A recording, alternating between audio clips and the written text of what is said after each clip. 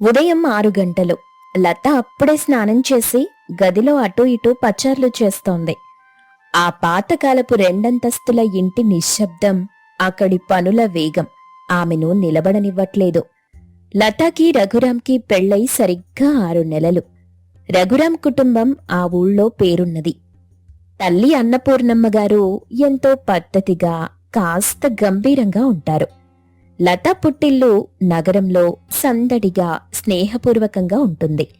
ఉదయం 8ంటికి నిద్రలేచినా ఇంకొంచెం సేపు పడుకోకూడదమ్మా అని అనే తల్లి. ఆ ఇల్లు ఆమెకి స్వర్గం.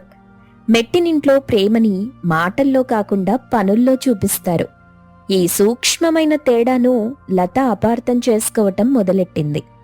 లత గదిలో నుండి బయటకొచ్చేసరికి అత్తగారు అన్నపూర్ణమ్మ పూజ ముగించుకొని కనిపించారు. వచ్చావా తల్లి? రాత్రి నిద్ర పట్టిందా? ఆ పలకరింపులో ఆప్యాయత ఉంది, కాని లతా తల్లి పలకరింపులో ఉండే లాలన లేదు. పట్టిందత్తయ్యా. కాఫీ కలుపుతున్నాను, నువ్వు కూడా తాగుదువుగాని. లతాకి ఆ ఇల్లు ఒక పరీక్షలా అనిపించింది.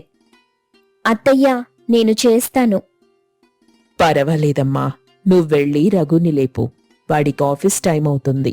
నేను డికాషన్ పెట్టేశాను. లత గదిలోకెళ్ళి రఘుని లేపింది. ఏమైంది లత? అప్పుడే మూడ్ ఆఫ్? అమ్మేమైనా అందా? ఏమీ అనలేదు. మీ అమ్మ చాలా మంచివారు, కాని నన్నే పని చెయ్యనివ్వరు. నన్ను పరాయిదానిలా చూస్తున్నారనిపిస్తుంది. నాతో ఎవ్వరూ మాట్లాడరు.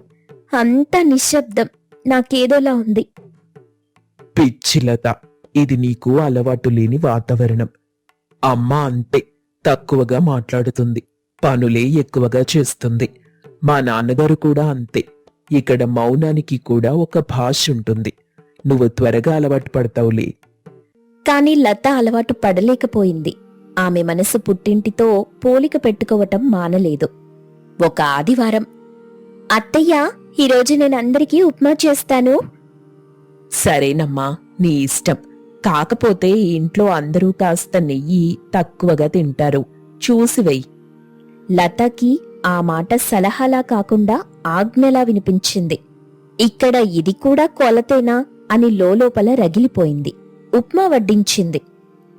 ఉప్మా బావుందమ్మా. ఉప్పు కాస్త తగ్గించుంటే ఇంకా బావుండేది.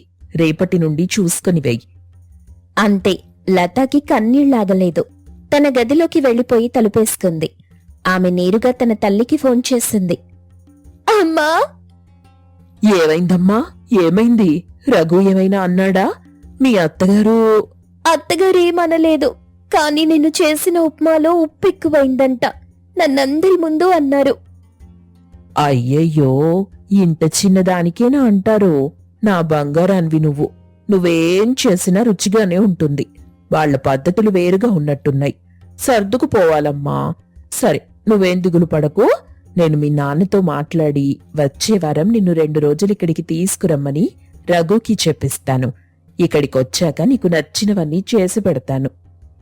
ఆ ఫోన్ కాల్ లతాకి తాత్కాలిక ఊరటనిచ్చింది. నా వాళ్లు నా కోసం ఉన్నారన్న ఆలోచన ఆమె మెట్టినింటికి అలవాటు పడే ప్రక్రియని మరింత జటిలం చేసింది. 2 వారాల తరువాత రఘు లతాని రైల్వే స్టేషన్లో దిగబెట్టాడు. లత, అక్కడ మీ అమ్మా నాన్నతో సంతోషంగా ఉండు. కాని ఒకటి గుర్తుపెట్టుకో, అదిప్పుడు నీకు బలాన్నిచ్చే చోటు. నువ్వు జీవించాల్సిన చోటు ఇదే. తొందరగా వచ్చేయి. లత పైపైన తలూపింది. పుట్టింట్లో అడుగు పెట్టగానే తల్లి గారెలు, తండ్రి కబుర్లతో మళ్లీ పాతలతలా మారిపోయింది. ఆలస్యంగా నిద్రలేవటం, తల్లి చేతి వంట తినటం, ఆ వారం రోజు పండగలా గడిచింది తనకి. అమ్మాయి, నిజం చెప్పు. అత్తారింట్లో ఇబ్బందిగా ఉందా? అన్నపూర్ణమ్మ గారు గయ్యాలిలా కనిపిస్తున్నారు. గయ్యాళి కాదుగాని అమ్మా, అక్కడంతా ఒక పద్ధతి. ఉదయం 5 గంటలకి నిద్రలేవాలి, పూజ, పని. నవ్వు కూడా గట్టిగా నవ్వకూడదు. నాకేమో అక్కడ ఊపిరాడట్లేదు. నువ్వు నా పక్కన లేని లోటు ప్రతి క్షణం తెలుస్తుంది. అయ్యయ్యో, నా కూతురెంత కష్టపడుతుంది. సర్లేమ్మా, ఇక్కడే ఇంకో వారముండు. రఘుకి నేను చెప్తాన్లే. వాళ్ల పద్ధతులేంటో. మనిషి సంతోషంగా ఉండటం ముఖ్యం కాదా వాళ్ళకి? లత సంతోషించింది. కాని ఆ సంభాషణని గది బయట నుండి లతా తండ్రి మాధవరావు గారు విన్నారు. ఆయన ముఖం గంభీరంగా మారింది. ఆ రాత్రి భోజనాల తరువాత మాధవరావు గారు భార్యను కూతుర్ని తన గదికి పిలిచారు.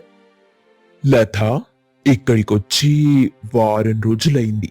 రేపుదయం నువ్వు అత్తారింటికి తిరిగి వెళ్తున్నావు. లతా సుమతి గారు ఇద్దరూ నిర్ఘాంతపోయారు. ఏవండి, అదేంటి? ఇంకో వారం తనిక్కడుంటుందని అనుకున్నాం కదా. లేదు, తను వెళ్ళాలి. ఎందుకు నాన్నా? మీకు నేనిక్కడుండటం ఇష్టం లేదా? పిచ్చి తల్లి, నువ్వు ఈ ఇంటికి అతిథివి కాదు, నువ్వు ఈ ఇంటి ఆత్మ. నువ్వెప్పుడొచ్చినా మాకు పండగే. కాని ఒక ముఖ్యమైన విషయం చెప్పడానికే మిమ్మల్ని పిలిచాను. సుమతి, మనం లతకి ప్రేమను పంచాం, కానీ జీవితాన్ని ఎలా ఎదుర్కోవాలో నేర్పడంలో తప్పు చేశాం. ముఖ్యంగా నువ్వు. ఏవండి? అవును, కూతురుపై ప్రేమ సహజం, కానీ ఆ ప్రేమ ఆమె కొత్త జీవితానికి సంకెళ్ళు వేయకూడదు. అత్తగారు ఏమన్నారు అని రోజు అడగడం కాదు తల్లి బాధ్యత అంటే. నువ్వు ఆ ఇంటి పద్ధతులు ఏం నేర్చుకున్నావని అడగాలి. నువ్వు ప్రతిరోజు ఓదారుస్తూ నీ పుట్టిల్లు గొప్పది, నీ మెట్టినిల్లు కాదు అని తెలియకుండానే ఆమెకి నూరిపోస్తున్నావు. ఇది ప్రేమ కాదు, ఇది పరోక్షంగా ఆమె కాపురంలో నిప్పు పెట్టడం. సుమతి గారికి నోట మాట రాలేదు. చూడమ్మా తల్లి, లత, నీ పుట్టినిల్లు అనేది ఒక చెట్టు నీడ లాంటిది. సేద తీరడానికి ఆ నీడ ఎప్పటికీ ఉంటుంది. కానీ నువ్వు నీడలోనే ఉండిపోతే నీ సొంత ప్రయాణం ఏమైపోతుంది చెప్పు? జీవితం అంటే ఎండని కూడా ఎదుర్కోవడమే. కానీ నాన్న, అక్కడ నన్నెవ్వరూ అర్థం చేసుకోరు. అత్తగారు నన్ను కూతురులా చూడరు. ఎలా చూస్తారమ్మా? నువ్వు ఆవిడని అమ్మలా చూసావా? 6 నెలలైంది. ఎప్పుడైనా నువ్వుగా వెళ్ళి అత్తయ్య మీకేమిష్టం, నేను చేసి పెట్టనా అని అడిగావా? మీకు కాళ్ళు నొప్పులుగా ఉన్నాయా, నొక్కనా అని అడిగావా? చూసావా, నువ్వెప్పుడు వాళ్ళు నన్ను ఎలా చూస్తున్నారని ఆలోచిస్తున్నావు. నేను వాళ్లతో ఎలా కలిసిపోవాలని ప్రయత్నించనే లేదు. అన్నపూర్ణమ్మ గారు ఉప్పు తగ్గించు అని చెప్పటం విమర్శ కాదు తల్లి, అదా ఇంటికి కాబోయే యజమానురాలికి ఇస్తున్న శిక్షణ. ఆవిడ నిన్ను కోడలిగా, ఒక బాధ్యత ఉన్న వ్యక్తిగా చూస్తున్నారు. దాన్ని నువ్వు గౌరవించాలి. పుట్టినిల్లు, మెట్టినిల్లు స్త్రీకి 2 కళ్ళ లాంటివి. పుట్టినిల్లు ప్రేమనిస్తుంది, మెట్టినిల్లు గౌరవాన్ని, బాధ్యతను, సంపూర్ణ జీవితాన్ని ఇస్తుంది. నువ్వు పుట్టింటి ప్రేమలో మునిగిపోయి మెట్టినింటి బాధ్యతని మర్చిపోతున్నావు. నీ సంతోషం నీ మెట్టినింట్లోనే వెతుక్కోవాలి, ఇక్కడ కాదు.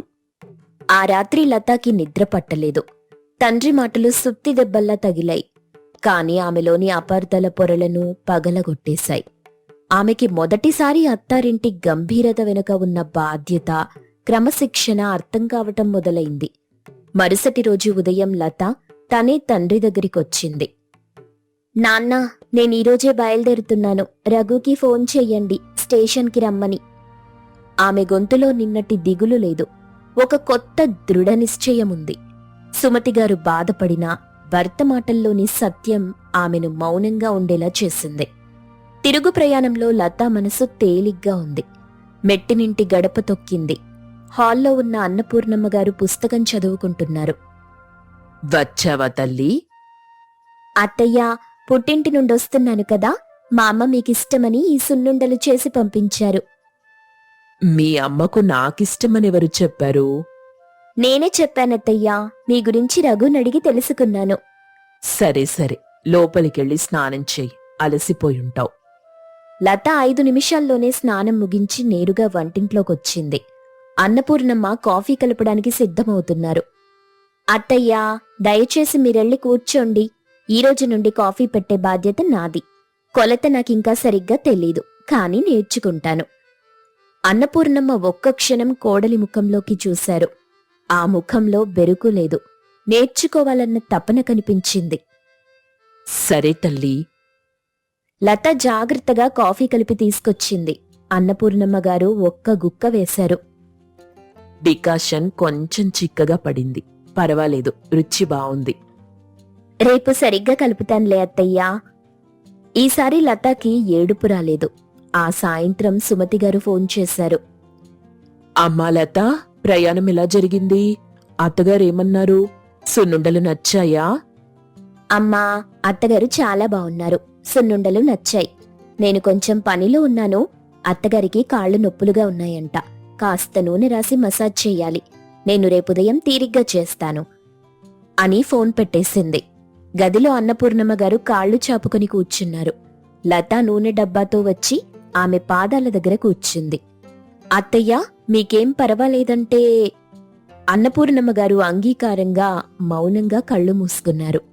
లత నెమ్మదిగా ఆమె పాదాలకు మసాజ్ చేయటం మొదలెట్టింది. ఆ స్పర్శకు అన్నపూర్ణమ్మ గారి కళ్ళ అంచులు చెమర్చాయి. లత, ఏంటత్తయ్యా? రేపు గుడికి వెళ్దాం. నా పాతకాలపు జరీ అంచున్న పట్టు చీరుంది, నీకు సరిపోతుందేమో చూద్దాం. కట్టుకొనిరా. లతాకి ఆనందంతో మాట రాలేదు. ఆమెకర్థమైంది, పుట్టినిల్లు ప్రేమని పంచుతుంది, మెట్టినిల్లు గౌరవాన్ని సంపాదింపజేస్తుంది. రెండూ రెండు కళ్ళలాంటివే. రెండు కళ్ళు ఉన్నప్పుడే జీవితమనే దృశ్యం సంపూర్ణంగా కనిపిస్తుంది.